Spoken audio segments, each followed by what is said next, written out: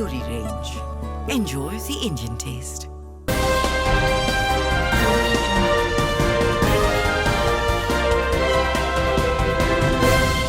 ਸਤਿ ਸ਼੍ਰੀ ਅਕਾਲ, ਤੁਸੀਂ ਵੇਖ ਰਹੇ ਹੋ ਨਿਊਜ਼ ਓਨਲੀ। ਮੈਂ ਹਾਂ ਮੀਨਾ ਦਾਸ। ਪੰਜਾਬ ਬੁਲੇਟਿਨ ਦਾ ਆਗਾਜ਼ ਕਰਨ ਤੋਂ ਪਹਿਲਾਂ ਰੁਕ ਕਰਾਂਗੇ ਸੁਰਖੀਆਂ ਵੱਲ।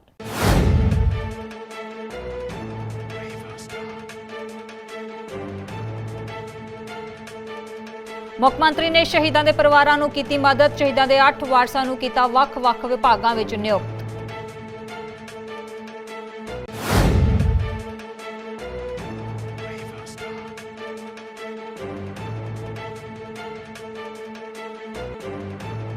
ਬੀਜ ਘੁਟਾਲੇ ਦਾ ਮਾਮਲਾ ਭਖਿਆ। ਬਰਨਾਲਾ 'ਚ ਦੁਕਾਨਦਾਰ ਦਾ ਲਾਇਸੈਂਸ ਕੀਤਾ ਰੱਦ।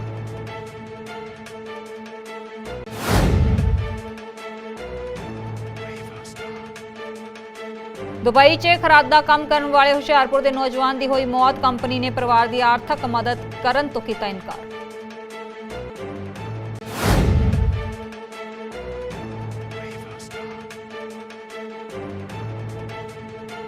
ਕਪੂਰਥਲਾ ਦੇ ਥਾਣਾ ਕੋਤਵਾਲੀ ਪੁਲਿਸ ਨੂੰ ਮਿਲੀ ਵੱਡੀ ਕਾਮਯਾਬੀ। ਲੁੱਟ-ਖੋਹ ਕਰਨ ਵਾਲੇ 4 ਆਰੋਪੀ ਕੀਤੇ ਕਾਬੂ। ਤੇ ਹੁਣ ਖਬਰਾਂ ਵਿਸਤਾਰ ਨਾਲ। ਮੁੱਖ ਮੰਤਰੀ ਕੈਪਟਨ ਅਮਰਿੰਦਰ ਸਿੰਘ ਨੇ ਦੇਸ਼ ਦੀ ਖਾਤਰ ਆਪਣੀ ਜਾਨ ਕੁਰਬਾਨ ਕਰਨ ਵਾਲੇ ਯੋਧਿਆਂ ਦੇ ਪਰਿਵਾਰਾਂ ਲਈ ਹੁਣ ਵੱਡਾ ਐਲਾਨ ਕੀਤਾ ਹੈ। ਮੁੱਖ ਮੰਤਰੀ ਨੇ ਸ਼ਹੀਦਾਂ ਦੀ ਕੁਰਬਾਨੀ ਨੂੰ ਮਾਨਤਾ ਦਿੰਦਿਆਂ ਉਹਨਾਂ ਦੇ ਅਗਲੇ 8 ਵਾਰਸਾਂ ਨੂੰ ਨੌਕਰੀਆਂ ਦੇਣ ਦਾ ਐਲਾਨ ਕੀਤਾ ਹੈ। ਇਸ ਦੀ ਪੁਸ਼ਟੀ ਖੁਦ ਕੈਪਟਨ ਅਮਰਿੰਦਰ ਸਿੰਘ ਨੇ ਕੀਤੀ ਹੈ ਆਪਣੇ ਸੋਸ਼ਲ ਮੀਡੀਆ ਅਕਾਊਂਟ ਜ਼ਰੀਏ। ਕੈਪਟਨ ਅਮਰਿੰਦਰ ਸਿੰਘ ਨੇ ਇਸ ਦੀ ਜਾਣਕਾਰੀ ਦਿੱਤੀ ਹੈ। ਉਹਨਾਂ ਨੇ ਲਿਖਿਆ ਹੈ ਕਿ ਦੇਸ਼ ਦੀ ਰਾਖੀ ਕਰਨ ਵਾਲੇ ਸ਼ਹਾਦਤ ਦੇਣ ਵਾਲੇ ਸ਼ਹੀਦਾਂ ਦੀਆਂ ਕੁਰਬਾਨੀਆਂ ਨੂੰ ਮਾਨਤਾ ਦਿੰਦਿਆਂ ਅਸੀਂ ਉਹਨਾਂ ਦੇ ਅਗਲੇ 8 ਵਾਰਸਾਂ ਦੀ ਨਿਯੁਕਤੀ ਨੂੰ ਸਰਕਾਰੀ ਵਿਭਾਗਾਂ 'ਚ ਪ੍ਰਵਾਨਗੀ ਦੇ ਦਿੱਤੀ ਹੈ। ਸਾਡੇ ਬਹਾਦਰ ਫੌਜੀਆਂ ਤੇ ਸ਼ਹੀਦਾਂ ਨਾਲ ਖੜਨਾ ਸਾਡਾ ਸਾਰਿਆਂ ਦਾ ਫਰਜ਼ ਹੈ ਤੇ ਪੰਜਾਬ ਸਰਕਾਰ ਨੇ ਹਮੇਸ਼ਾ ਇਸ ਗੱਲ ਦਾ ਧਿਆਨ ਰੱਖਿਆ ਕਿ ਉਹਨਾਂ ਦੇ ਵਾਰਸਾਂ ਨੂੰ ਹਰ ਤਰ੍ਹਾਂ ਦੀਆਂ ਸਹੂਲਤਾਂ ਦਿੱਤੀਆਂ ਜਾਣ। ਜਾਣਕਾਰੀ ਮੁਤਾਬਕ ਇਸ ਵਿੱਚ ਅਕਵਿੰਦਰ ਕੌਰ ਬਤੌਰ ਤਨਵੀਰ ਕੌਰ, ਅੰਮ੍ਰਿਤਬੀਰ ਸਿੰਘ, ਆਸਥਾ ਗਰਗ, ਮਲਕੀਤ ਕੌਰ, ਅਮਨਦੀਪ, ਗੁਰਪਾਲ ਸਿੰਘ, ਰਾਧਾ ਰਾਣੀ ਦੇ ਨਾਂ ਸ਼ਾਮਲ ਹਨ ਅਤੇ ਇਹਨਾਂ ਨੂੰ ਤਹਿਸੀਲਦਾਰ, ਨਾਇਬ ਤਹਿਸੀਲਦਾਰ, ਆਬਕਾਰੀ ਤੇ ਕਰ ਅਫਸਰ, ਲਾਇਬ੍ਰੇਰੀ ਸੰਭਾਲਕਰਤਾ, ਸੁਰੱਖਿਆ ਸੇਵਾਵਾਂ ਭਲਾਈ ਵਿਭਾਗ ਵਿੱਚ ਕਲਰਕ, ਲੋਕ ਨਿਰਮਾਣ ਵਿਭਾਗ ਵਿੱਚ ਬਤੌਰ ਜੂਨੀਅਰ ਇੰਜੀਨੀਅਰ, ਸਹਿਕਾਰੀ ਸਭਾਵਾਂ ਵਿੱਚ ਇੰਸਪੈਕਟਰ ਦੇ ਅਹੁਦਿਆਂ ਤੇ ਨਿਯੁਕਤ ਕੀਤਾ ਗਿਆ। ਕਹਿੰਦੇ ਨੇ ਇੱਕ ਬੱਚਾ ਆਪਣੇ ਮਾਂ-ਬਾਪ ਲਈ ਬੁਢਾਪੇ ਦਾ ਸਹਾਰਾ ਹੁੰਦਾ ਹੈ, ਪਰ ਜਿਸ ਬੱਚੇ ਬਾਰੇ ਅਸੀਂ ਅੱਜ ਤੁਹਾਨੂੰ ਦੱਸਣ ਜਾ ਰਹੇ ਹਾਂ ਉਹ ਭਾਵੇਂ ਉਮਰ ਵਿੱਚ ਤਾਂ ਛੋਟਾ ਹੈ ਪਰ ਆਪਣੇ ਪਿਓ ਦੇ ਮੋਢੇ ਨਾਲ ਮੋਢਾ ਜੋੜ ਕੇ 2 ਟਾਈਮ ਦੀ ਰੋਟੀ ਲਈ ਮਿਹਨਤ ਜ਼ਰੂਰ ਕਰ ਰਿਹਾ ਹੈ। ਕਿਵੇਂ? ਆਓ ਵੇਖਦੇ ਹਾਂ ਇਸ ਰਿਪੋਰਟ 'ਚ।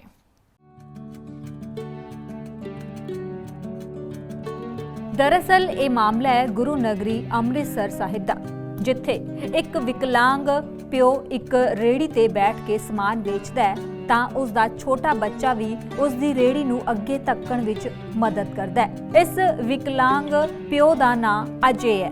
ਅਜੇ ਦਾ ਕਹਿਣਾ ਹੈ ਕਿ ਉਹ ਆਪਣੇ ਬੱਚੇ ਨੂੰ ਪੜ੍ਹਾ ਲਿਖਾ ਕੇ ਇੱਕ ਚੰਗਾ ਇਨਸਾਨ ਬਣਾਉਣਾ ਚਾਹੁੰਦਾ ਹੈ ਅਤੇ ਇਸ ਤੋਂ ਇਲਾਵਾ ਉਸ ਨੂੰ ਕੁਝ ਨਹੀਂ ਚਾਹੀਦਾ। बच्चे को मैं पढ़ाना चाहता हूँ सर, बस बच्चे को अच्छा बनाना चाहता हूँ, पढ़ लिख के अच्छा इंसान बने, और कुछ नहीं चाहिए मुझे। सरकार की तरफ से क्या माने अपील करना चाहेंगे इस मांग के लिए? सर मैं बच्चे के बारे में जो कुछ हो जाए वही है मेरे लिए, और कुछ नहीं चाहिए मुझे। अपना गुजारा तो मैं कर ही लेता हूँ। में क्या कहना चाहेंगे? वो उनकी मर्जी है, अपनी सबकी अलग अलग सोच होती है सर। ਅਜੇ ਨੇ ਕਿਹਾ ਕਿ ਲਾਕਡਾਊਨ ਤੋਂ ਬਾਅਦ ਉਸਨੇ ਕੱਲ ਤੋਂ ਹੀ ਆਪਣਾ ਕੰਮ ਸ਼ੁਰੂ ਕੀਤਾ ਹੈ। ਉਸਨੇ ਦੱਸਿਆ ਕਿ ਲਾਕਡਾਊਨ ਦਰਮਿਆਨ ਸਰਕਾਰ ਵੱਲੋਂ ਜੋ ਉਹਨਾਂ ਨੂੰ ਰਾਸ਼ਨ ਮਿਲਿਆ ਸੀ ਉਸ ਨਾਲ ਹੀ ਉਹਨਾਂ ਨੇ ਗੁਜ਼ਾਰਾ ਕੀਤਾ। राशन मिल गया, 2 बार ही मिला था 2 महीने में। तो अब दिक्कत नहीं हो रही क्योंकि कल ही आए हैं सर, हमने तो बंद कर दिया था, 2-2.5 महीने तो घर ही बैठे हैं। हाँ, कल ही आए हैं। तो कैसे गुजारा हो रहा था 2 महीने? ऐसे ही, अब जैसे 2 बार राशन मिल गया था वही रूखी सूखी खा के अपना टाइम पास करी था। कल से आप निकले हैं बिक्री करने, कितने की बिक्री कर लेते हैं? कल तो अभी तो 20 रुपये फटा है मैंने। कितनी दिहाड़ी वैसे डाल लेते हो वैसे? और देखो सर, बिक जाए सामान तो बन जाता है, तो 250 नहीं बिके तो होती भी नहीं। तो आपकी पत्नी क्या करती है? कुछ नहीं, वो तो हैंडीकैप है। अच्छा, आप भी हैंडीकैप? वो भी? ਫਿਲਹਾਲ ਵਿਕਲਾਂਗ ਪਿਓ ਅਤੇ ਪੁੱਤ ਰੇੜੀ ਤੇ ਸਮਾਨ ਵੇਚ ਕੇ ਆਪਣਾ ਗੁਜ਼ਾਰਾ ਕਰ ਰਹੇ ਨੇ। ਪਰ ਕੀ ਇਸ ਵਿਕਲਾਂਗ ਪਿਓ ਲਈ ਕੋਈ ਸਮਾਜ ਸੇਵੀ ਸੰਸਥਾ ਜਾਂ ਸਰਕਾਰ ਵੱਲੋਂ ਇਹਨਾਂ ਨੂੰ ਕੋਈ ਮਦਦ ਦਿੱਤੀ ਜਾਵੇਗੀ ਜਾਂ ਨਹੀਂ, ਇਹ ਤਾਂ ਆਉਣ ਵਾਲਾ ਸਮਾਂ ਹੀ ਦੱਸੇਗਾ। ਅੰਮ੍ਰਿਤਸਰ ਤੋਂ ਲਲਿਤ ਸ਼ਰਮਾ ਦੀ ਰਿਪੋਰਟ। ਪੰਜਾਬ ਵਿੱਚ ਬੀਜ ਘੁਟਾਲੇ ਦਾ ਮੁੱਦਾ ਭਖਦਾ ਜਾ ਰਿਹਾ ਹੈ, ਜਿਸ ਕਰਕੇ ਖੇਤੀਬਾੜੀ ਵਿਭਾਗ ਵੱਲੋਂ ਬੀਜ ਦੀਆਂ ਦੁਕਾਨਾਂ ਤੇ ਛਾਪੇਮਾਰੀ ਕੀਤੀ ਜਾ ਰਹੀ ਹੈ। ਇਸ ਦੇ ਤਹਿਤ ਹੀ ਬਰਨਾਲਾ ਵਿੱਚ ਖੇਤੀਬਾੜੀ ਵਿਭਾਗ ਵੱਲੋਂ ਛਾਪੇਮਾਰੀ ਕੀਤੀ ਗਈ, ਜਿਸ ਦੇ ਦੌਰਾਨ ਇੱਥੇ ਇੱਕ ਦੁਕਾਨ ਮਾਲਕ ਦਾ ਲਾਇਸੈਂਸ ਰੱਦ ਕੀਤਾ ਗਿਆ। ਦੁਕਾਨ ਵਿੱਚੋਂ ਬੀਜ ਦੇ ਸੈਂਪਲ ਲੈ ਕੇ ਜਾਂਚ ਲਈ ਭੇਜ ਦਿੱਤੇ ਗਏ ਹਨ। ਇਸ ਬਾਰੇ ਜਾਣਕਾਰੀ ਦਿੰਦੇ ਹੋਏ ਸਹਾਇਕ ਖੇਤੀਬਾੜੀ ਅਫਸਰ ਨੇ ਕਿਹਾ ਕਿ ਜਾਂਚ ਤੋਂ ਬਾਅਦ ਹੀ ਸਾਹਮਣੇ ਆਵੇਗਾ ਅਤੇ ਉਸ ਦੇ ਤਹਿਤ ਹੀ ਕਾਰਵਾਈ ਕੀਤੀ ਜਾਵੇਗੀ। ਬਰਨਾਲੇ ਜ਼ਿਲ੍ਹੇ ਦੇ ਵਿੱਚ ਰਜੇਸ਼ ਐਗਰੋ ਕੈਮੀਕਲਸ ਬਰਨਾਲਾ ਤੇ ਇੱਕ ਅਰਜਨ ਹਾਈਗਰੋ ਸੀਡਸ ਫਾਰਮ, ਇਹ ਦੋਨੇ ਰਜੇਸ਼ ਕੁਮਾਰ ਦੀ ਫਰਮਾਂ ਨੇਗੀਆਂ। ਸੋ ਇਹਨਾਂ ਕੋਲੇ ਸੀਡ ਪ੍ਰੋਡਕਸ਼ਨ ਦਾ ਜਿਹੜਾ ਲਾਇਸੈਂਸ ਵੀ ਆ ਆਪਣਾ ਬਰਨਾਲੇ ਦੇ ਵਿੱਚ। ਸੋ ਇਹਨਾਂ ਨੇ ਇੱਕ ਕਿਸਾਨ ਤੋਂ ਜਿਹੜਾ ਕਿ PAU ਕਿਸਾਨ ਕਲੱਬ ਦਾ ਮੈਂਬਰ ਸੀਗਾ, ਉਸ ਤੋਂ PR 129 ਦਾ 2 ਕਿਲੋ ਸੀਡ ਲੈ ਕੇ ਇਹਨਾਂ ਨੇ ਮਲਟੀਪਲਾਈ ਕੀਤਾ ਸੀਗਾ। ਸੋ ਮਲਟੀਪਲਾਈ ਵੀ ਇਹਨਾਂ ਨੇ ਕਰਕੇ ਉਸ ਕਿਸਾਨ ਨੂੰ ਜਿਹੜਾ ਜਸਪ੍ਰੀਤ ਸਿੰਘ ਸੀ ਜਗਰਾਉਂ ਤੋਂ, ਉਹਨੂੰ ਵਾਪਸ ਜਿਹੜਾ 4 ਕੁਇੰਟਲ 80 ਕਿਲੋ ਇਹਨਾਂ ਨੇ ਜਗਰਾਉਂ ਵਿਖੇ ਦਿੱਤਾ ਸੀਗਾ, ਕਿਹੜਾ ਕਿ ਆਪਣਾ ਦੁਰਗਾ ਬੀਜ ਭੰਡਾਰ ਦੇ ਉੱਪਰ ਰੱਖਤਾ ਸੀ। ਇਹਨਾਂ ਦੇ ਦੱਸਣ ਦੇ ਮੁਤਾਬਕ ਬਈ ਲੋਕਡਾਊਨ ਹੋ ਗਿਆ ਸੀ, ਇਸ ਕਰਕੇ ਅਸੀਂ ਉਹ ਫਾਰਮਰ ਸਾਨੂੰ ਮਿਲ ਨਹੀਂ ਸਕਿਆ, ਅਸੀਂ ਉੱਥੇ ਰੱਖਤਾ ਸੀਗਾ। ਇਨ ਦਾ ਮੀਨ ਟਾਈਮ ਇਹਦੇ ਲੁਧਿਆਣੇ ਦੀ ਇਨਫੋਰਸਮੈਂਟ ਟੀਮ ਨੇ ਉਹ ਆਪਦੇ ਸੀਡ ਨੂੰ ਉਹਦੇ ਸੈਂਪਲਿੰਗ ਲਈ ਸੀ, ਉਹ ਦੇਖਿਆ ਵੀ ਇਹ ਗੈਰ ਕਾਨੂੰਨੀ ਆ। ਸੋ ਅਸੀਂ ਇੱਥੇ ਜਦੋਂ ਸਾਨੂੰ ਪਤਾ ਲੱਗਿਆ ਬਰਨਾਲੇ ਜ਼ਿਲ੍ਹੇ ਦੇ ਵਿੱਚ ਵੀ ਇਸ ਫਰਮ ਵੱਲੋਂ ਜਿਹੜਾ PR 129 ਦਾ ਸੀਡ ਸਪਲਾਈ ਕੀਤਾ ਗਿਆ, ਤਾਂ ਅਸੀਂ ਇਹਨਾਂ ਦਾ ਰਿਕਾਰਡ ਵਗੈਰਾ ਚੈੱਕ ਕੀਤਾ। ਸੋ ਇਹਨਾਂ ਨੇ ਕਿਤੇ ਵੀ ਉਹ ਬਿੱਲ ਕੱਟ ਕੇ ਨਹੀਂ ਉਸ ਫਰਮ ਨੂੰ ਦਿੱਤਾ, ਤੇ ਬਾਕੀ ਇਹਨਾਂ ਦਾ ਹੋਰ ਦੇਖਿਆ, ਇਹਨਾਂ ਦੇ ਸੀਡ ਦੇ ਸੈਂਪਲ ਵੀ ਲਏ ਆ। ਸੋ ਜਦੋਂ ਇਹਨਾਂ ਦੇ ਫਰਮ ਦੇ ਵਿੱਚ ਊਣਤਾਈਆਂ ਪਾਈਆਂ ਗਈਆਂ ਕਿ ਇਹਨਾਂ ਨੇ ਸਟਾਕ ਰਜਿਸਟਰ ਨਹੀਂ ਮੇਨਟੇਨ ਕੀਤਾ, ਸੋ ਰਿਪੋਰਟ ਜਿਹੜੀ ਆ ਸਟਾਕ ਦੀ ਜਾਂ ਆਪਣੇ ਡਿਸਪਲੇ ਕਰਦੇ ਆ ਵੀ ਕਿੰਨਾ ਇਹਦਾ ਰੇਟ ਆ, ਇਸ ਤਰ੍ਹਾਂ ਦੀਆਂ ਊਣਤਾਈਆਂ ਸੀਗੀਆਂ ਜਿਹੜੀਆਂ ਕਿ ਸਾਨੂੰ ਉਹਨਾਂ ਨੇ ਲਾਇਸੈਂਸ ਨਹੀਂ ਦਿਖਾ ਸਕੇ। ਸੋ ਅਜਿਹੀਆਂ ਵੱਖ-ਵੱਖ ਧਾਰਾਵਾਂ ਅਸੀਂ ਸੀਡ ਕੰਟਰੋਲ ਆਰਡਰ 1983 ਦੀਆਂ ਤਹਿਤ ਰਜੇਸ਼ ਐਗਰੋ ਕੈਮੀਕਲਸ ਜਿਹੜਾ ਬਰਨਾਲੇ ਦਾ ਲਾਇਸੈਂਸ ਆ ਜਿਹੜਾ ਰਿਟੇਲ ਦਾ, ਉਹ ਰੱਦ ਕਰਤਾ। ਦੁਬਈ ਵਿੱਚ ਅਕਬਰ ਸ਼ਰੀਫ ਇੰਜੀਨੀਅਰ ਵਰਕ ਕੰਪਨੀ ਵਿੱਚ ਖਰਾਦ ਦੀ ਮਸ਼ੀਨ ਉੱਤੇ ਕੰਮ ਕਰਨ ਵਾਲੇ ਹੁਸ਼ਿਆਰਪੁਰ ਦੇ ਮਾਨਸਰੋਵਰ ਨਿਵਾਸੀ ਰਾਜਿੰਦਰ ਕੁਮਾਰ ਦੀ ਮੌਤ 1 ਮਹੀਨੇ ਪਹਿਲਾਂ ਹੋ ਗਈ ਸੀ, ਜਿਸ ਦੇ ਬਾਅਦ ਕੰਪਨੀ ਨੇ ਪਰਿਵਾਰ ਦੇ ਨਾਲ ਕਿਸੇ ਤਰ੍ਹਾਂ ਦਾ ਕੋਈ ਸੰਪਰਕ ਨਹੀਂ ਕੀਤਾ। ਉਲਟਾ ਪਰਿਵਾਰ ਨੂੰ ਕਿਸੇ ਤਰ੍ਹਾਂ ਦੀ ਮਦਦ ਦੇਣ ਤੋਂ ਵੀ ਸਾਫ਼ ਮਨਾ ਕਰ ਦਿੱਤਾ। ਰਾਜਿੰਦਰ 13 ਸਾਲਾਂ ਤੋਂ ਦੁਬਈ ਦੀ ਕੰਪਨੀ ਵਿੱਚ ਖਰਾਦ ਦੀ ਮਸ਼ੀਨ ਉੱਤੇ ਕੰਮ ਕਰ ਰਿਹਾ ਸੀ। ਪੇਸ਼ ਹੈ ਇੱਕ ਰਿਪੋਰਟ।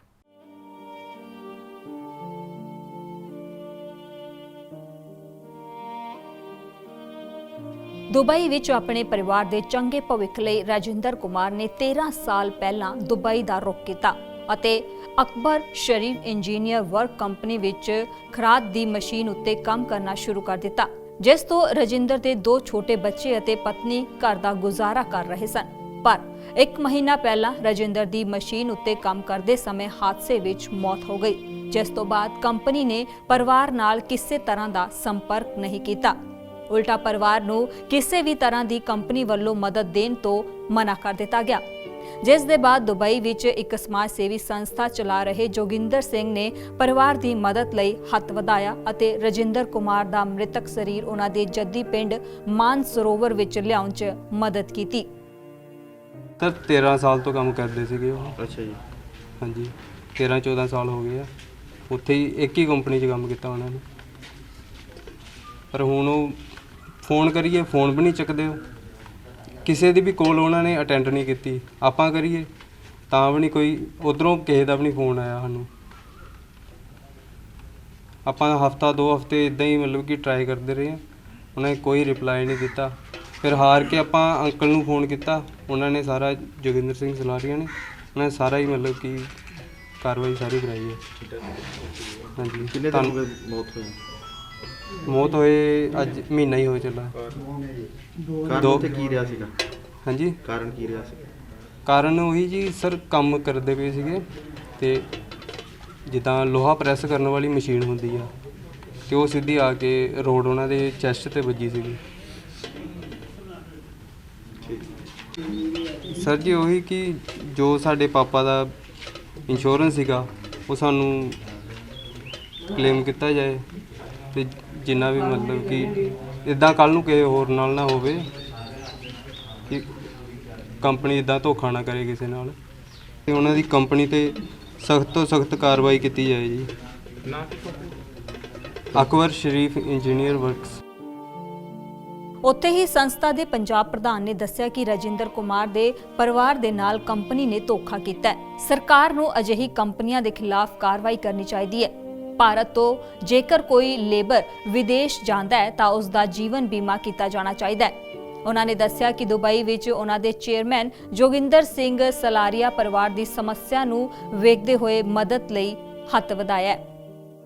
ਇਹਨਾਂ ਨੂੰ ਸਭ ਤੋਂ ਪਹਿਲਾਂ ਜੀ ਜਿੱਦਾਂ ਇਹ ਪਰਿਵਾਰ ਨਾਲ ਇਹ ਚੀਜ਼ ਹੋਈ ਹੈ, ਇਦਾਂ ਹੋਰ ਵੀ ਬੜੇ ਪਰਿਵਾਰ ਨੇ ਪੰਜਾਬ ਦੇ ਵਿੱਚ, ਤੇ ਸਾਡੀ ਇਹੀ ਬੇਨਤੀ ਹੈ ਇੱਧਰੋਂ ਸਰਕਾਰ ਨੂੰ ਵੀ ਜਦੋਂ ਵੀ ਕੋਈ EMPLOYE ਬਾਹਰ ਜਾਂਦਾ ਹੈ ਤੇ ਉਹਨਾਂ ਦੀ ਪਹਿਲਾਂ ਲਾਈਫ ਇੰਸ਼ੋਰੈਂਸ ਇੱਧਰੋਂ ਹੋਣੀ ਚਾਹੀਦੀ ਹੈ। ਫਿਰ ਜਿਹੜੀ ਵੀ ਇਹ ਕੰਪਨੀਆਂ ਨੇ ਕੰਪਨੀਆਂ ਨੂੰ ਵੀ ਇਹ ਪ੍ਰੋਪਰ ਇਹਨਾਂ ਦੇ ਜੋ ਇਹਨਾਂ ਦਾ ਕਲੇਮ ਬਣਦਾ ਉਹ ਭੇਜਣਾ ਚਾਹੀਦਾ ਪਰਿਵਾਰ ਦੇ ਨਾਲ। ਔਰ ਜਿੱਦਾਂ ਇਹ ਫੈਮਿਲੀ 1 ਮਹੀਨਾ ਹੋ ਚੱਲਿਆ ਬੋਡੀ ਉੱਥੇ ਪਈ ਦੀ ਸੀ, ਨਾ ਇਹਨਾਂ ਦੀ ਕਾਲਸ ਲੈ ਰਹੀਆਂ ਸੀ, ਨਾ ਇਹਨਾਂ ਦੇ ਕਿਸੇ ਦਾ ਮੇਲ ਦਾ ਰਿਪਲਾਈ ਆ ਰਿਹਾ, ਨਾ ਕੁਛ ਹੋਰ। ਤੇ ਇਹ ਕੰਪਨੀਆਂ ਨੂੰ ਵੀ ਪੂਰੀ ਤੋਂ ਪੂਰੀ ਹੈਲਪ ਕਰਨੀ ਚਾਹੀਦੀ ਹੈ। ਜਦ ਇਹ ਇਹਨਾਂ ਨੇ 13 ਸਾਲ ਆਪਣੀ ਲਾਈਫ ਦੇ ਉਹਨਾਂ ਨੂੰ ਦਿੱਤੇ ਤੇ ਉਹ ਅੱਜ 13 ਦਿਨ ਇਹਨਾਂ ਦਾ ਫੋਨ ਵੀ ਨਹੀਂ ਚੱਕਾ ਜੀ। ਪਰ ਅਸੀਂ ਆਪਣੇ ਚੇਅਰਮੈਨ ਜੀ ਦਾ ਮਿਸਟਰ ਜੋਗਿੰਦਰ ਸਲਾਰੀਆ ਜੀ ਦਾ ਬਹੁਤ ਬਹੁਤ ਧੰਨਵਾਦ ਕਰਦੇ ਹਾਂ। ਉਹਨਾਂ ਨੇ ਪਿੱਛੇ ਜੇ ਵੀ ਹਲੇ ਅਜਨਾਲੇ ਵੀ ਇੱਦਾਂ ਹੀ ਹੈਲਪ ਕੀਤੀ ਸੀ, ਬੋਡੀ ਭੇਜੀ ਸੀ ਦੁਬਈ ਤੋਂ, ਐਂਡ ਹੁਣ ਵੀ ਦੁਬਈ ਤੋਂ ਇੱਥੇ ਹੰਸਾ ਮੁਕੇਰੀਆਂ ਭੇਜੀ ਹੈ ਬੋਡੀ। ਔਰ ਅਸੀਂ ਤਹਿ ਦਿਲੋਂ ਉਹਨਾਂ ਦਾ ਸ਼ੁਕਰ ਕਰਦੇ ਹਾਂ। ਉਹਨਾਂ ਦੀ ਹਿਊਮਨਿਟੀ ਹੈ NCT ਹਿਊਮਨਿਟੀ। ਪਿੰਡ ਦੇ ਸਰਪੰਚ ਸਵਰਨ ਸਿੰਘ ਨੇ ਦੱਸਿਆ ਕਿ ਪਰਿਵਾਰ ਦੀ ਆਰਥਿਕ ਹਾਲਤ ਕਮਜ਼ੋਰ ਹੈ ਤੇ ਦੂਜੇ ਪਾਸੇ ਰਜਿੰਦਰ ਦੀ ਮੌਤ ਤੋਂ ਬਾਅਦ ਜੋ ਬਣਦਾ ਬੀਮਾ ਕਲੇਮ ਹੈ ਕੰਪਨੀ ਨੂੰ ਉਹ ਦੇਣਾ ਚਾਹੀਦਾ ਹੈ, ਪਰ ਕੰਪਨੀ ਨੇ ਕਿਸੇ ਤਰ੍ਹਾਂ ਦੀ ਕੋਈ ਮਦਦ ਦੇਣ ਤੋਂ ਇਨਕਾਰ ਕਰ ਦਿੱਤਾ। ਉਹਨਾਂ ਦੀ ਭਾਰਤ ਅਤੇ ਪੰਜਾਬ ਸਰਕਾਰ ਨੂੰ ਅਪੀਲ ਹੈ ਕਿ ਕੰਪਨੀ ਦੇ ਖਿਲਾਫ ਕਾਰਵਾਈ ਕੀਤੀ ਜਾਵੇ ਅਤੇ ਪਰਿਵਾਰ ਦੀ ਮਦਦ ਕੀਤੀ ਜਾਵੇ। ਜਿਹੜਾ ਹਰਜਿੰਦਰ ਸਿੰਘ ਦੀ ਮੌਤ ਹੋਈ ਹੈ ਇਹ ਪਰਿਵਾਰ ਨੂੰ ਬਹੁਤ ਘਾਟਾ ਪਿਆ ਹੈ। ਇਹ ਸਦਾਬਹਾਰ ਪੂਰਾ ਨਹੀਂ ਹੋ ਸਕਦਾ।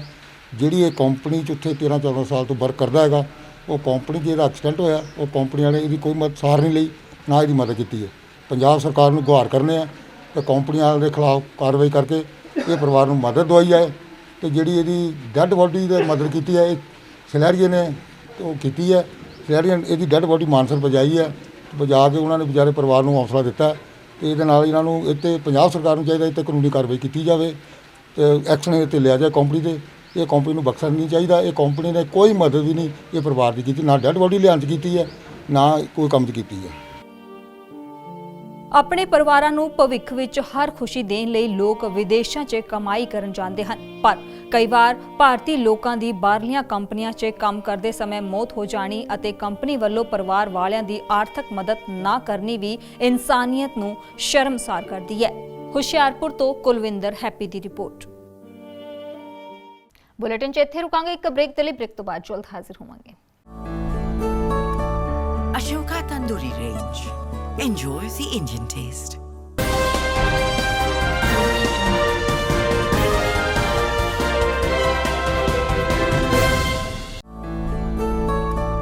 Ashoka Tandoori Range.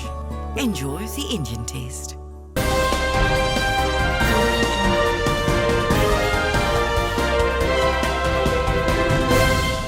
ਬ੍ਰੇਕ ਤੋਂ ਬਾਅਦ ਤੁਹਾਡਾ ਸਵਾਗਤ ਹੈ। ਬਾਬਾ ਵੇ ਕਲਾ ਮਰੋੜ ਅਤੇ ਤੇਰਾ ਬੜਾ ਕਰਾਰਾ ਪੂਤਨਾ ਵਰਗੇ ਮਸ਼ਹੂਰ ਗੀਤ ਗਾ ਚੁੱਕੇ ਪੰਜਾਬੀ ਗਾਇਕ ਕੇ ਦੀਪ ਇਨੀ ਦਿਨੀ ਬਿਮਾਰੀ ਨਾਲ ਜੂਝ ਰਹੇ ਹਨ। ਜੀ ਹਾਂ, ਉਹਨਾਂ ਦਾ ਇਲਾਜ ਲੁਧਿਆਣਾ ਦੇ ਹੀ ਹਸਪਤਾਲ ਵਿੱਚ ਚੱਲ ਰਿਹਾ ਅਤੇ ਹੁਣ ਕੈਨੇਡਾ ਤੋਂ ਪਰਤੀ ਉਹਨਾਂ ਦੀ ਬੇਟੀ ਉਹਨਾਂ ਦੀ ਸਾਂਭ ਸੰਭਾਲ ਕਰ ਰਹੀ ਹੈ। ਹਾਲਾਂਕਿ ਕੇ ਦੀਪ ਬੋਲਣ ਦੀ ਹਾਲਤ ਵਿੱਚ ਨਹੀਂ ਹਨ, ਪਰ ਫਿਰ ਵੀ ਸਾਡੀ ਟੀਮ ਨਾਲ ਗੱਲਬਾਤ ਕਰਦਿਆਂ ਉਹਨਾਂ ਕੁਝ ਸ਼ਬਦ ਜ਼ਰੂਰ ਕਹੇ। ਉੱਥੇ ਹੀ ਕੇ ਦੀਪ ਦੀ ਬੇਟੀ ਨੇ ਦੱਸਿਆ ਕਿ ਬੀਤੇ ਦਿਨੀ ਉਹਨਾਂ ਦੇ ਪਾਪਾ ਦੀ ਬਿਮਾਰੀ ਬਾਰੇ ਪਤਾ ਚੱਲਿਆ ਸੀ, ਜਿਸ ਤੋਂ ਬਾਅਦ ਤੁਰੰਤ ਆਪਰੇਸ਼ਨ ਦੇ ਅਗਲੇ ਦਿਨ ਉਹ ਲੁਧਿਆਣਾ ਪਹੁੰਚ ਗਏ। ਉਹਨਾਂ ਦੀ ਬੇਟੀ ਨੇ ਕਿਹਾ ਕਿ ਉਹਨਾਂ ਨੂੰ ਇਸ ਗੱਲ ਦੀ ਨਾਰਾਜ਼ਗੀ ਹੈ ਕਿ ਸਟੇਟ ਅਵਾਰਡੀ ਗਾਇਕ ਹੋਣ ਦੇ ਬਾਵਜੂਦ ਵੀ ਪ੍ਰਸ਼ਾਸਨ ਜਾਂ ਸਰਕਾਰ ਵੱਲੋਂ ਉਹਨਾਂ ਦੀ ਕੋਈ ਸਾਰ ਨਹੀਂ ਲਈ ਗਈ। ਸੋ ਜਿੱਥੇ ਇੱਕ ਪਾਸੇ ਕੋਈ ਸਮਾਂ ਸੀ ਜਦੋਂ ਕੇਦੀਪ ਨੂੰ ਸੁਣਨ ਲਈ ਹਜ਼ਾਰਾਂ ਸਰੋਤਿਆਂ ਦੀ ਭੀੜ ਲੱਗ ਜਾਂਦੀ ਸੀ, ਅੱਜ ਉਹੀ ਕੇਦੀਪ ਨੂੰ ਉਹਨਾਂ ਦੀ ਬੇਟੀ ਨੂੰ ਛੱਡ ਕੇ ਕੋਈ ਵੀ ਉਹਨਾਂ ਦੇ ਨਾਲ ਨਹੀਂ ਦਿਖਾਈ ਦੇ ਰਿਹਾ। ਕਿੱਦਾਂ ਸਿਹਤ ਹੁਣ? First class. ਕੀ ਕਹਿਣਾ ਚਾਹੋਗੇ? ਕੋਈ ਮੈਸੇਜ ਦੇਣਾ ਚਾਹੋਗੇ? ਇਹ ਵੀ ਸਾਨੂੰ ਮਾਰੇ ਰਾਤ ਚਾਹੀਦੀ ਕਿਸ ਤਰ੍ਹਾਂ ਦੀ ਸਹਾਇਤਾ ਚਾਹੀਦੀ? ਸਰਕਾਰ ਨੇ ਕੋਈ ਮਦਦ ਕੀਤੀ ਤੁਹਾਡੀ? ਨਹੀਂ ਕੋਈ ਪੁੱਛਣ ਆਇਆ ਤੁਹਾਨੂੰ? ਨਹੀਂ ਤੁਹਾਨੂੰ ਸਟੇਟ ਅਵਾਰਡ ਮਿਲੇ ਆ ਸਰਕਾਰ ਵੱਲੋਂ, ਹਾਏ ਤੇ ਤੁਸੀਂ ਅੱਜ ਬਿਮਾਰ ਹੋ, ਸਰਕਾਰ ਨੇ ਤੁਹਾਡਾ ਹਾਲ ਚਾਲ ਪੁੱਛਿਆ? ਨਹੀਂ ਤੇ ਐਕਸੀਡੈਂਟ ਡਾਕਟਰ ਦੇ ਹਿਸਾਬ ਦੇ ਨਾਲ ਐਕਸੀਡੈਂਟ ਫਰਵਰੀ ਦੇ ਐਂਡ ਵਿੱਚ ਹੋਇਆ ਸੀਗਾ, ਤੇ ਮੇਰੇ ਖਿਆਲ ਵਿੱਚ ਫਰਵਰੀ ਦੇ ਐਂਡ 'ਚ ਜਦੋਂ 6 ਵਜੇ ਡੈਡੀ ਬੈਠੇ ਰਹੇ, ਉੱਠ ਕੇ ਬੈਠ ਗਏ। ਉਹ ਬਲੱਡ ਕਲੌਟ ਕੰਟੇਨ ਹੋਣ ਦੀ ਵਜ੍ਹਾ ਦੇ ਨਾਲ ਫਲੂਇਡ ਬਣ ਗਿਆ। ਫਲੂਇਡ ਦੀ ਵਜ੍ਹਾ ਦੇ ਨਾਲ ਡੈਡੀ ਦੀ ਸਪੀਚ ਅਤੇ ਮੈਮੋਰੀ ਲੋਸ ਹੋ ਗਈ, ਜਿਹਦੇ ਕਰਕੇ ਉਹਨਾਂ ਨੂੰ ਹੌਸਪੀਟਲ ਲੈ ਕੇ ਜਾਣਾ ਪਿਆ ਇਮੀਡੀਏਟਲੀ। ਪਰ ਉਹ ਇੰਨਾ ਜਿਹੜਾ ਗੈਪ ਵਿੱਚ ਪਾਇਆ ਗਿਆ, ਉਹ ਦੈਟ ਵਾਜ਼ ਅ ਕੇਅਰਲੈਸਨੈਸ। ਜਿਹੜਾ ਉਹ ਗੈਪ ਨਹੀਂ ਪਾਉਂਦੇ ਤਾਂ ਡੈਡ ਸ਼ਾਇਦ ਅੱਜ ਇਸ ਪੋਜੀਸ਼ਨ 'ਤੇ ਨਹੀਂ ਪਹੁੰਚਦੇ। ਫਿਰ ਮੈਨੂੰ ਹੌਸਪੀਟਲ ਤੋਂ ਕਾਲ ਆਈ, head of the department doctor Parminder, doctor Ashwani neuro surgeon ਨੇ। ਉਹਨਾਂ ਨੇ ਡੈਡੀ ਦੀ ਸਰਜਰੀ ਕੀਤੀ। ਉਹਨਾਂ ਨੇ ਮੈਨੂੰ ਦੱਸਿਆ ਸੀਗਾ ਵੀ ਹੈਡ ਇੰਜਰੀ ਹੈ। ਉਹ ਕਿੱਦਾਂ ਹੋਈ, ਕਿਵੇਂ ਹੋਈ, ਇਹਦਾ ਮੈਨੂੰ ਹਜੇ ਤੱਕ ਕੋਈ ਜ਼ਿਆਦਾ।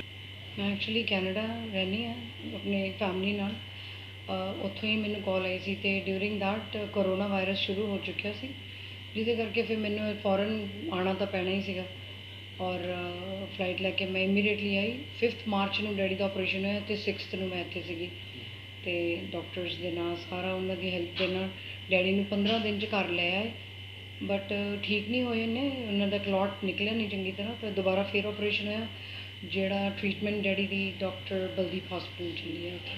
ਮੇਰੇ ਖਿਆਲ 'ਚ ਜਿੱਥੋਂ ਤੱਕ ਕਿ ਮੈਨੂੰ ਯਾਦ ਹੈ, ਬਚਪਨ ਤੋਂ ਲੈ ਕੇ ਡੈਡੀ ਨੇ ਕਾਫੀ ਸਰਕਾਰ ਦੀ ਮਦਦ ਕੀਤੀ ਹੈ, ਕਾਫੀ ਉਹਨਾਂ ਦੇ ਨਾਲ ਜੁੜੇ ਖੜੇ ਰਹੇ ਹੈ।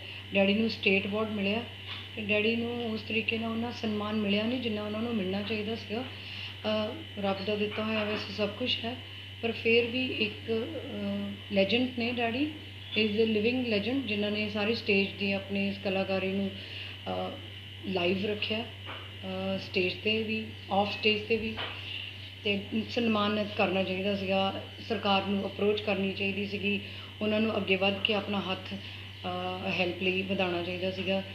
ਮੈਂ ਇਕੱਲੀ ਹਾਂ, ਬਿਲਕੁਲ ਸਟਰਗਲ ਕਰ ਰਹੀ ਹਾਂ। ਆਈ ਅੰਡਰਸਟੈਂਡ ਕਰੋਨਾ ਵਾਇਰਸ ਕਰਕੇ ਕੋਈ ਅੱਗੇ ਆ ਨਹੀਂ ਰਿਹਾ, ਬਟ ਇਹ ਕੋਈ ਐਕਸਕਿਊਜ਼ ਨਹੀਂ ਹੈ, ਕਰ ਸਕਦੀ ਸੀ ਹੈਲਪ, ਅਤੇ ਇਹਦੇ ਲਈ ਮੈਨੂੰ ਕਾਫੀ ਫੀਲ ਹੋ ਰਿਹਾ। ਸਰਕਾਰ ਨੇ ਕੋਈ ਹਾਲ ਚਾਲ ਨਹੀਂ ਪੁੱਛਿਆ ਤਾਂ ਫੀਲ?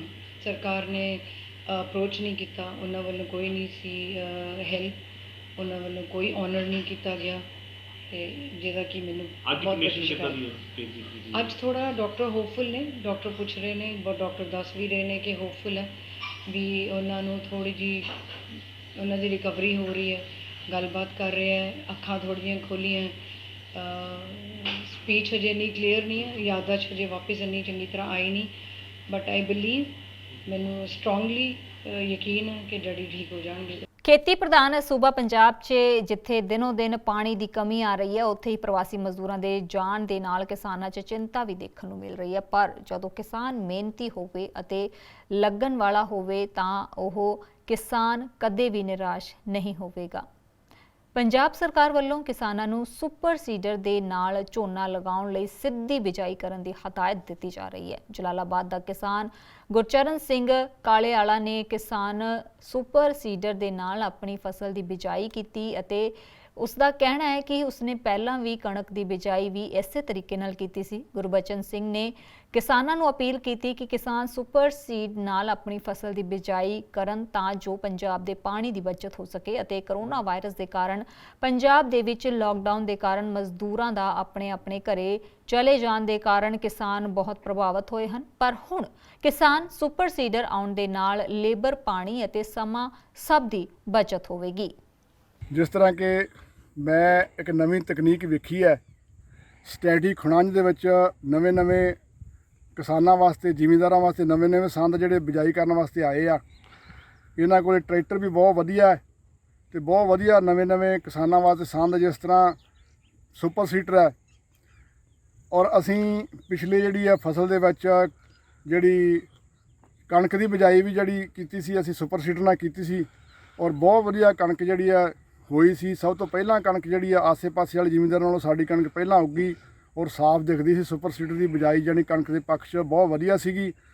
ਇਸ ਤਰ੍ਹਾਂ ਹੀ ਹੁਣ ਵੀ ਅਸੀਂ ਇਸ ਤਕਨੀਕ ਨੂੰ ਅਪਣਾਉਣ ਵਾਸਤੇ ਸਟੈਡੀ ਨੇ ਇੱਕ ਤਾਂ ਝੋਨੇ ਵਾਲੀ ਜਿਹੜੀ ਆ ਝੋਨਾ ਬੀਜਣ ਵਾਲੀ ਮਸ਼ੀਨ ਲਿਆਂਦੀ ਸੀ। ਇਸ ਤੋਂ ਇਲਾਵਾ ਇਹਨਾਂ ਨੇ ਇੱਕ ਸੁਪਰ ਸੀਡਰ ਦੇ ਵਿੱਚ ਚੰਗੀ ਸੋਧ ਕੀਤੀ ਹੈ ਅਤੇ ਅਸੀਂ ਅੱਜ ਪਹਿਲੀ ਵਾਰੀ ਸੁਪਰ ਸੀਡਰ ਨਾਲ ਬੀਜਣ ਲੱਗੇ ਹਾਂ ਅਤੇ ਬਹੁਤ ਝੋਨਾ ਜਿਹੜਾ ਵਧੀਆ ਬੀਜਿਆ ਜਾ ਰਿਹਾ। ਜਿਸ ਤਰ੍ਹਾਂ ਝੋਨੇ ਦੀ ਲੇਬਰ ਬਹੁਤ ਪੈਂਦੀ ਹੈ, ਲੇਬਰ ਦਾ ਵੀ ਘੱਟ ਖਰਚਾ ਹੈ ਔਰ ਕੰਪਿਊਟਰ ਕਿਰਾਇਆ ਲਾਉਣ ਤੋਂ ਬਾਅਦ 'ਚ 2 ਵਾਹਾਂ ਹਲਾਂ ਦੀਆਂ 3-4 ਸੁਹਾਗਿਆਂ ਦੀ ਵਾਹ ਲਾਉਣੀ ਪੈਂਦੀ ਹੈ। ਉਸ ਤੋਂ ਵੀ ਬੱਚਤ ਮਿਲੀ ਹੈ ਸਾਨੂੰ। ਸੁਪਰ ਸੀਡਰ ਨਾਲ ਡਾਇਰੈਕਟ ਬਿਜਾਈ, ਵਾਹੁਣ ਦੀ ਜ਼ਿਆਦਾ ਜ਼ਰੂਰਤ ਨਹੀਂ, ਵਹਾਈ ਦੀ ਬੱਚਤ, ਲੇਬਰ ਦੀ ਬੱਚਤ ਅਤੇ ਸਫਾਈ ਬਹੁਤ ਹੈ। ਜਿਸ ਤਰ੍ਹਾਂ ਉਮੀਦ ਕਰਦੇ ਹਾਂ ਕਿ ਝੋਨਾ ਜਿਹੜਾ ਬਹੁਤ ਵਧੀਆ ਸਾਫ਼ ਨਿਕਲੂਗਾ। ਆਮ ਜਿਸ ਤਰ੍ਹਾਂ ਜ਼ਿਮੀਂਦਾਰ ਜਿਹੜਾ ਕਿਸਾਨ ਹੈ ਸਫਾਈ ਮੰਗਦਾ, ਅਤੇ ਦੂਸਰੀ ਡਰਿੱਲ ਨਾਲ ਵੀ ਇਹ ਸੁਪਰ ਸੀਡਰ ਨਾਲ ਬਿਜਾਈ ਜਿਹੜੀ ਹੈ ਬਹੁਤ ਵਧੀਆ ਹੋ ਰਹੀ ਹੈ, ਸਫਾਈ ਦਿਖ ਰਹੀ ਹੈ। ਉਮੀਦ ਕਰਦੇ ਹਾਂ ਕਿ ਇਹ ਜਿਹੜੇ ਬਾਕੀ ਕਿਸਾਨ ਵੀ ਇਸ ਨੂੰ ਤਕਨੀਕੀ ਅਪਣਾਉਣ ਨੂੰ ਪਹਿਲ ਦੇਣਗੇ ਅਤੇ ਮੈਂ ਵੀ ਇਹਨਾਂ ਦਾ ਇਸ ਸਟੈਡੀ ਦਾ ਚੱਕ ਖੁੜਾਂਜਦਾ, ਕਿਉਂ ਇਹ ਬਹੁਤ ਮਿਹਨਤ ਕਰ ਰਹੇ ਆ। ਇਹਨਾਂ ਦੇ ਡਰਾਈਵਰ ਸਾਹਿਬ, ਸੈਕਟਰੀ ਸਾਹਿਬ ਰੇਸ਼ਮ ਸਿੰਘ ਜੀ ਆਪ ਬਹੁਤ ਮਿਹਨਤ ਕਰਦੇ ਆ ਅਤੇ ਕਿਸਾਨਾਂ ਵਾਸਤੇ ਮਿਹਨਤ ਕਰਦੇ ਰਹਿਣਗੇ ਅਤੇ ਸਾਡਾ ਫਾਇਦਾ ਸੋਚ ਰਹੇ। ਅਸੀਂ ਅੱਗੇ ਵੀ ਮੈਂ ਐਡਵਾਂਸ ਸੋਚ ਇਹਨਾਂ ਨੂੰ ਦੱਸ ਦਿੱਤੀ ਹੈ ਵੀ ਅਸੀਂ ਕਣਕ ਕਿਸ ਤਰ੍ਹਾਂ ਬੀਜਣੀ। ਅਸੀਂ ਝੋਨੇ ਦੀ ਸਫਾਈ ਨੂੰ ਦੇਖਦਿਆਂ ਹੋਇਆਂ ਅਸੀਂ ਕਣਕ ਵੀ ਜਿਹੜੀ ਐਡਵਾਂਸ ਮੈਂ ਇਹਨਾਂ ਨੂੰ ਬੁਕਿੰਗ ਕਰ ਦਿੱਤੀ ਹੈ ਵੀ ਅਸੀਂ ਕਣਕ ਵੀ ਸੁਪਰ ਸੀਡਰ ਨਾਲ ਹੀ ਬੀਜਾਂਗੇ। ਜ਼ਿਲ੍ਹਾ ਕਪੂਰਥਲਾ ਦੇ ਥਾਣਾ ਕੋਤਵਾਲੀ ਪੁਲਿਸ ਨੇ ਗੁਪਤ ਸੂਚਨਾ ਦੇ ਆਧਾਰ ਉੱਤੇ ਲੁੱਟਖੋਹ ਅਤੇ ਮੋਟਰਸਾਈਕਲ ਚੋਰੀ ਦੀਆਂ ਵਾਰਦਾਤਾਂ ਨੂੰ ਅੰਜਾਮ ਦੇਣ ਵਾਲੇ ਗੈਂਗ ਦੇ ਕੁੱਲ 4 ਮੈਂਬਰਾਂ ਨੂੰ ਚੋਰੀ ਦੇ 5 ਮੋਟਰਸਾਈਕਲਾਂ ਸਣੇ ਕਾਬੂ ਕਰ ਲਿਆ। ਇਸ ਦੇ ਨਾਲ ਹੀ ਉਹਨਾਂ ਤੇ ਮਾਮਲਾ ਦਰਜ ਕਰ ਅਦਾਲਤ ਵੱਲੋਂ 3 ਦਿਨ ਦਾ ਰਿਮਾਂਡ ਵੀ ਲੈ ਲਿਆ ਗਿਆ।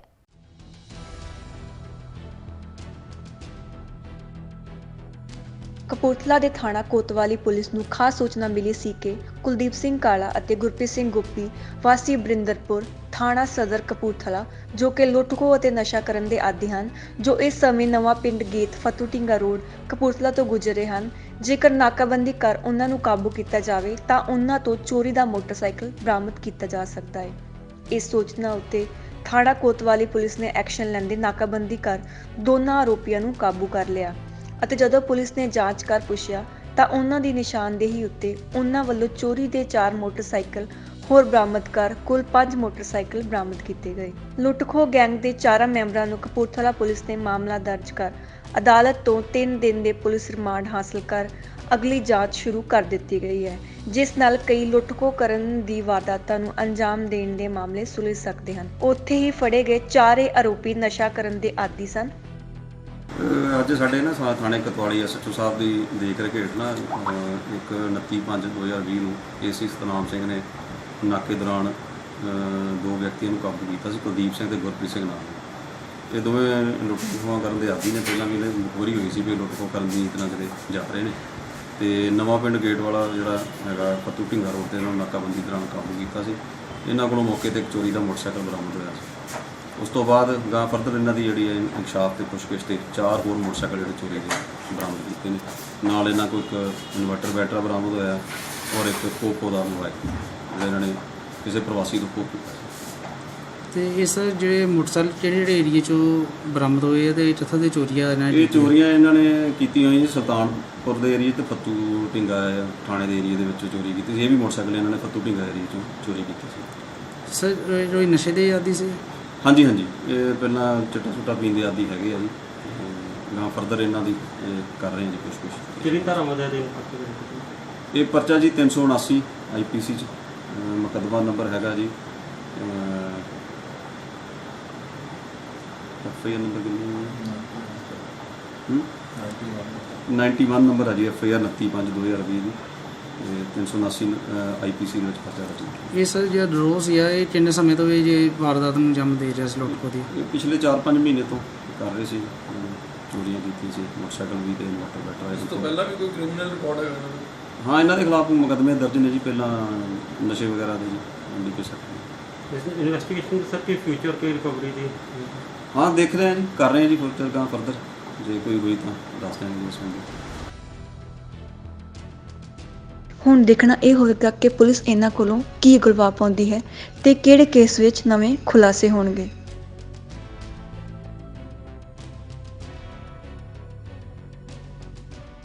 ਅਜਨਾਲਾ ਦੇ ਲੋਕਾਂ ਨੂੰ ਸਰਕਾਰ ਵੱਲੋਂ ਆਰਸੀ ਨਾਲ ਬਣਾਈ ਸੜਕ ਤੇ ਰੂਪ ਵਿੱਚ ਉਸ ਸਮੇਂ ਤੋਹਫਾ ਮਿਲਿਆ ਜਦੋਂ ਇੱਥੇ ਵਿਧਾਇਕ ਹਰਪ੍ਰਤਾਪ ਸਿੰਘ ਅਜਨਾਲਾ ਨੇ ਉਦਘਾਟਨ ਕੀਤਾ। ਇਸ ਸਮੇਂ ਗੱਲ ਕਰਦੇ ਹੋਏ ਵਿਧਾਇਕ ਹਰਪ੍ਰਤਾਪ ਸਿੰਘ ਨੇ ਕਿਹਾ ਕਿ ਹਲਕੇ ਵਿੱਚ ਵਿਕਾਸ ਦੀ ਕੋਈ ਘਾਟ ਨਹੀਂ ਆਉਣ ਦਿੱਤੀ ਜਾਵੇਗੀ। ਉਹਨਾਂ ਨੇ ਕਿਹਾ ਕਿ ਭਾਵੇਂ ਕਿ ਕਰੋਨਾ ਨੇ ਪੰਜਾਬ ਵਿੱਚ ਕਾਫੀ ਨੁਕਸਾਨ ਕੀਤਾ ਹੈ, ਪਰ ਸਰਕਾਰ ਵਿਕਾਸ ਵਿੱਚ ਕੋਈ ਘਾਟ ਨਹੀਂ ਆਉਣ ਦੇਵੇਗੀ। ਇਹ ਬਹੁਤ ਦੇਰ ਤੋਂ ਮੰਗ ਸੀ ਕਿਉਂਕਿ ਇਹ ਬੜਾ ਖਰਾਬ ਹੋ ਚੁੱਕਾ ਸੀ, ਲੰਘਣਾ ਔਖਾ ਸੀਗਾ ਔਰ ਅਸੀਂ ਖੁਦ ਮਹਿਸੂਸ ਕਰਦੇ ਸਾਂ ਵੀ ਅਸੀਂ ਵੀ ਲੰਘਦੇ ਆ ਤੇ ਜੇ ਸਾਨੂੰ ਦਿੱਕਤ ਆ ਰਹੀ, ਮੁਸ਼ਕਲ ਆ ਰਹੀ ਤੇ ਲੋਕਾਂ ਨੂੰ ਕਿੰਨੀ ਕੁ ਆਉਂਦੀ ਹੋਏਗੀ। ਉਹਦੇ ਕਰਕੇ ਅਸੀਂ ਇਹਦਾ ਬਜਟ ਬਣਾਇਆ 16,88,000 ਰੁਪਈਆ ਲਾ ਕੇ, ਉਹਦੀ ਲਾਗਤ ਨਾਲ ਬਹੁਤ ਵਧੀਆ ਢੰਗ ਨਾਲ ਬਣਾਇਆ। ਈਓ ਸਾਹਿਬ ਨੂੰ ਸਪੈਸ਼ਲ ਹਦਾਇਤਾਂ ਸੀ ਵੀ ਹਰ ਚੀਜ਼ ਜਿਹੜੀ ਹੈ ਤੁਸੀਂ ਚੈੱਕ ਕਰਨੀ ਹੈ, ਮਿਕਸਰ ਚੈੱਕ ਕਰਨਾ, ਜੋ ਤੁਹਾਡੀਆਂ ਪ੍ਰਪੋਜ਼ਲਸ ਨੇ ਉਹ ਤੁਸੀਂ ਉਹ ਸਪੈਸੀਫਿਕੇਸ਼ਨਸ ਨੇ ਉਹਦੇ ਹਿਸਾਬ ਨਾਲ ਤੁਸੀਂ ਚੈੱਕ ਕਰਕੇ ਤੇ ਤੁਸੀਂ ਕਰੋ। ਉਹ ਅੱਜ ਅਸੀਂ ਸਾਰਾ ਉਹ ਕਰਾਇਆ, ਬੜਾ ਵਧੀਆ ਇਹ ਬਾਈਪਾਸ ਬਣਿਆ ਔਰ ਮੈਂ ਸਮਝਦਾ ਵੀ ਇਹਦੀ ਲੋੜ ਹੈ। ਅਜਨਾਲੇ ਦੇ ਵਿੱਚ ਇੱਕ ਸ਼ੁਰੂਆਤ ਹੋਈ ਹੈ ਡਿਵੈਲਪਮੈਂਟ ਦੀ ਔਰ ਇਹ ਪਹਿਲੀ ਉਹਦੀ ਨਿਸ਼ਾਨੀ ਨਹੀਂ, ਕਿਉਂਕਿ ਅੱਗੇ ਵੀ ਬਹੁਤ ਕੰਮ ਕੀਤੇ ਨੇ, ਲੇਕਿਨ ਹੁਣ ਕਰੋਨਾ ਤੋਂ ਬਾਅਦ ਜਿਹੜੇ ਕੰਮ ਸ਼ੁਰੂਆਤ ਕੀਤੀ ਹੈ ਉਹ ਅਸੀਂ ਬਹੁਤ ਜੰਗੀ ਪੱਧਰ ਤੇ ਫਿਰ ਦੁਬਾਰਾ ਸ਼ੁਰੂਆਤ ਕਰਤੀ ਹੈ। ਗਲੀਆਂ ਅਸੀਂ ਬਣਾ ਰਹੇ ਹਾਂ, ਹੋਰ ਕਈ ਪ੍ਰੋਜੈਕਟ ਨੇ ਜਿਹੜੇ ਆਏ ਨੇ ਉਹਨਾਂ ਨੂੰ ਅਸੀਂ ਸ਼ੁਰੂਆਤ ਕੀਤੀ, ਉਹ ਬਣਾਉਣ ਜਾ ਰਹੇ ਹਾਂ ਔਰ ਅੱਜ ਅਸੀਂ ਇਹ ਉਦਘਾਟਨ ਕੀਤਾ, ਬੜੀ ਵਧੀਆ ਚੀਜ਼ ਬਣੀ ਹੈ, ਉਹ ਸਮਰਪਿਤ ਕੀਤੀ ਹੈ ਅਜਨਾਲੇ ਦੇ ਲੋਕਾਂ ਨੇ। ਇਹ ਜਿਹੜੀ ਸੜਕ ਦਾ ਮਾਨਯੋਗ ਸਾਡੇ ਐਮਐਲਏ ਸਾਹਿਬ ਵੱਲੋਂ ਉਦਘਾਟਨ ਕੀਤਾ ਗਿਆ ਵਾ, ਇਹ ਸਮੇਂ ਦੀ ਲੋੜ ਅਨੁਸਾਰ ਸੜਕ ਜਿਹੜੀ ਕਾਫੀ ਖਸਤਾ ਹਾਲਤ 'ਚ ਹੋ ਚੁੱਕੀ ਸੀ ਤੇ ਉਹਨਾਂ ਦੀ ਰਹਿਨਮਾਈ ਹੇਠ ਜਿਹੜਾ ਵਾ ਸੜਕ ਨੂੰ ਅਸੀਂ ਜਿਹੜਾ ਵਾ ਬਣਾਇਆ ਗਿਆ ਵਾ ਤੇ ਅੱਜ ਉਹਨਾਂ ਵੱਲੋਂ ਜਿਹੜਾ ਇਹ ਸੜਕ ਦਾ ਉਦਘਾਟਨ ਕੀਤਾ ਗਿਆ ਜੀ। ਇੱਕ ਕਿਸ ਦੀ ਬਣੀ ਸੜਕ? ਹਾਂਜੀ, ਕਾਹਦੀ ਸੜਕ? ਇਹ ਕੰਕਰੀਟ ਦੀ ਬਣਾਈ ਜੀ। ਕਿੰਨੀ ਲਾਗਤ ਲੱਗੀ ਹੈ? ਇਹ ਤੇ 17 ਲੱਖ ਰੁਪਏ ਲੱਗਾ। ਹੁਣ ਤੱਕ ਕਿੱਦਾਂ ਦੇ ਵਿਕਾਸ ਕਾਰਜ ਚੱਲ ਰਹੇ ਨੇ? ਕਿੰਨੇ ਵਿਕਾਸ ਕਾਰਜ ਸਾਡੇ ਸ਼ਹਿਰ ਦੇ ਵਿੱਚ ਇਹ ਵੇਲੇ ਤੇ ਕਾਫੀ ਚੱਲਦੇ ਪਏ ਨੇ, ਵੱਖ-ਵੱਖ ਗਲੀਆਂ ਨਾਲੀਆਂ ਸੜਕਾਂ ਤੇ ਚੱਲਦੇ ਪਏ ਨੇ ਜਿਹੜੇ ਇਹ ਵੇਲੇ ਪ੍ਰੋਗਰੈਸ ਦੇ ਨੇ। ਸਾਰਿਆਂ ਨਾਲੋਂ ਪਹਿਲਾਂ ਮੈਂ ਧੰਨਵਾਦ ਕਰਦਾ ਸੀਐਮ ਪੰਜਾਬ ਕੈਪਟਨ ਅਮਰਿੰਦਰ ਸਿੰਘ ਹੋਣਾ ਦਾ, ਨਾਲ ਦੀ ਨਾਲ ਐਮਐਲਏ ਸਰਦਾਰ ਹਰਪ੍ਰਤਾਪ ਸਿੰਘ ਜੀ ਅਜਨਾਲਾ ਜਿਨ੍ਹਾਂ ਨੇ ਇੱਥੇ ਆ ਕੇ ਉਦਘਾਟਨ ਕੀਤਾ ਹੈ। ਧੰਨਵਾਦ ਕਰਦਾ ਪ੍ਰਸ਼ਾਸਨ ਦਾ ਵੀ, ਕਿਉਂਕਿ ਕਰੋਨਾ ਵਾਇਰਸ ਦਾ ਜਿਹੜਾ ਦੌਰ ਚੱਲ ਰਿਹਾ ਹੈ ਉਹ 'ਚ ਵੀ ਅਸੀਂ ਜਿਹੜਾ ਹੁਣ ਹੌਲੀ ਕਰਕੇ ਸਭ ਕੁਝ ਖੁੱਲ੍ਹ ਰਿਹਾ ਹੈ ਤੇ ਜਿਹੜੇ ਡਿਵੈਲਪਮੈਂਟ ਵਰਕਸ ਸ਼ੁਰੂ ਹੋ ਰਹੇ ਨੇ। ਸੋ ਸਾਰਿਆਂ ਨੂੰ ਅਪੀਲ ਵੀ ਕਰਦਾ ਕਿ ਜਿੱਥੇ ਧਿਆਨ ਰੱਖੋ ਉੱਥੇ ਆਪਣਾ ਕੰਮਕਾਜ ਵੀ ਹੌਲੀ ਆਪਾਂ ਜ਼ਰੂਰ ਸ਼ੁਰੂ ਕਰੀਏ ਤਾਂ ਕਿ ਜਿਹੜੀ ਸਾਡੀ ਇਕਨੋਮਿਕ ਸਥਿਤੀ ਹੈ ਉਹ ਵੀ ਚੰਗੀ ਰਹੇ। ਸੋ ਇੱਕ ਵਾਰ ਫੇਰ ਸਾਰਿਆਂ ਦਾ, ਈਓ ਸਾਹਿਬ ਦਾ, ਠੇਕੇਦਾਰਾਂ ਦਾ ਜਿਨ੍ਹਾਂ ਨੇ ਅੱਜ ਯੋਗਦਾਨ ਪਾਇਆ, ਉਹਨਾਂ ਸਾਰਿਆਂ ਦਾ ਬਹੁਤ ਧੰਨਵਾਦ। ਲੁਧਿਆਣਾ ਰੇਲਵੇ ਸਟੇਸ਼ਨ ਦੇ ਵਿੱਚ ਵੱਡੀ ਤਾਦਾਦ 'ਚ ਲੋਕ ਪਹੁੰਚ ਰਹੇ ਨੇ ਕਿਉਂਕਿ ਲਾਕਡਾਊਨ 5 ਦੇ ਨਾਲ ਰੇਲਵੇ ਵਿਭਾਗ ਵੱਲੋਂ ਕੋਈ ਸਪੈਸ਼ਲ ਟ੍ਰੇਨਾਂ ਚਲਾਉਣ ਦਾ ਫੈਸਲਾ ਲਿਆ ਗਿਆ, ਜਿਸ ਵਿੱਚ 8 ਟ੍ਰੇਨਾਂ ਸ਼ਾਮਿਲ ਨੇ ਜੋ ਲੁਧਿਆਣਾ ਰੇਲਵੇ ਸਟੇਸ਼ਨ ਤੋਂ ਸੱਚਖੰਡ ਐਕਸਪ੍ਰੈਸ, ਪੱਛਮ ਐਕਸਪ੍ਰੈਸ, ਸ਼ਹੀਦ ਐਕਸਪ੍ਰੈਸ, ਜਨ ਸ਼ਤਾਬਦੀ, ਕਰਮ ਭੂਮੀ ਦੀ, ਗੋਲਡਨ ਟੈਂਪਲ, ਦੁਰਗਿਆਣਾ ਅਤੇ ਰਾਜਧਾਨੀ ਐਕਸਪ੍ਰੈਸ ਟ੍ਰੇਨਾਂ ਚੱਲਣ ਜਾ ਰਹੀਆਂ ਹਨ। ਇਸ ਸੰਬੰਧੀ ਲੁਧਿਆਣਾ ਦੇ ਸਟੇਸ਼ਨ डायरेक्टर तरुण कुमार पाठक ने जानकारी दी थी। 26 मई की बुकिंग थी लेकिन अब जा नहीं हुआ तो कैंसिल करवानी पड़ेगी। तो यहाँ पर काम शुरू हो गया, यहाँ पर आप पहले काम करते हो, फैक्ट्री शुरू हो चुकी है? नहीं, मैं तो स्टूडेंट हूँ, पढ़ता हूँ यहाँ पर। अच्छा, वैसे काम तो मेरे पापा ऑटो ड्राइवर हैं तो अभी उतना तो कुछ है नहीं है, काफ़ी मुश्किल है। कैसे खर्चा सर कैसे चल रहा है? बस वही थोड़ी पहले की सेविंग थी उसी चल रहा है। तो जैसे जब लॉकडाउन लगा था तो सरकार कह रही राशन मुहैया करवा रहा था, राशन मिला? मैंने तो 2-3 बार बुक किया, एक बार भी राशन नहीं मिला हमें। राशन एक बार नहीं, 2-3 बार गए भी, एक बार शेरपुर थाने में भी गए। तो अब यहाँ पर आप कितने बजे थे स्टेशन पर? मैं 10 बजे आया हूँ, अभी तक लाइन में लगा हूँ। इतनी धूप दिक्कतें महसूस कर रहे? काफ़ी दिक्कत है, इतनी धूप है, बहुत परेशानी है। आज आप यहाँ पर आए हो स्टेशन, क्या कारण क्या है? कारण है, बिहार जाना है हम लोग की। टिकट हो चुकी है? टिकट कराना है। कब से सर खड़े हो यहाँ पर? सुबह 8 बजे से खड़े हैं। दिक्कतें पेश हो रही है? कुछ भी है, यहाँ पूरा धूप में खड़े हैं, कब से हम लोग भूखे। आपने बात की है, क्या कहते हैं, कब तक आपकी टाइम है? ये तो कल ही से बातें कर रहे हैं, कल भी बोले थे कि सुबह आ जाना, सुबह आए तो अंदर ही नहीं घुसने दे रहे थे। आपके लोग कितने हैं? हम लोग 6 बंदे हैं अभी। टिकट आपकी होनी है? टिकट कराने के लिए बोल रहे हैं, अब देखो कितना दिन टाइम लेते हैं, इस महीना में हो जाएगा कि अगला महीना में बोल रहे हैं। ये लोग तो बोल रहे हैं पुलिस वाले की मतलब कि 20 के बाद में टिकट होगा। अभी तक कहाँ जा रहे हो? सर मैं टिकट कैंसिल करवाने आया हूँ। टिकट कारण क्या है? कारण सर मेरी 2 महीने की टिकट थी और मैं 28 तारीख से टंडाई स्टेशन में जा रहा हूँ। टिकट कैंसिल नहीं हो पाता, यहाँ सुबह से लगाया लाइन, अभी तक पहुँच गया हूँ। और कारण ये है कि सर काम धंधा हम लोग का अब चालू हो गया है और कुछ कर्जा भी ज़्यादा हो गया हम लोग के ऊपर।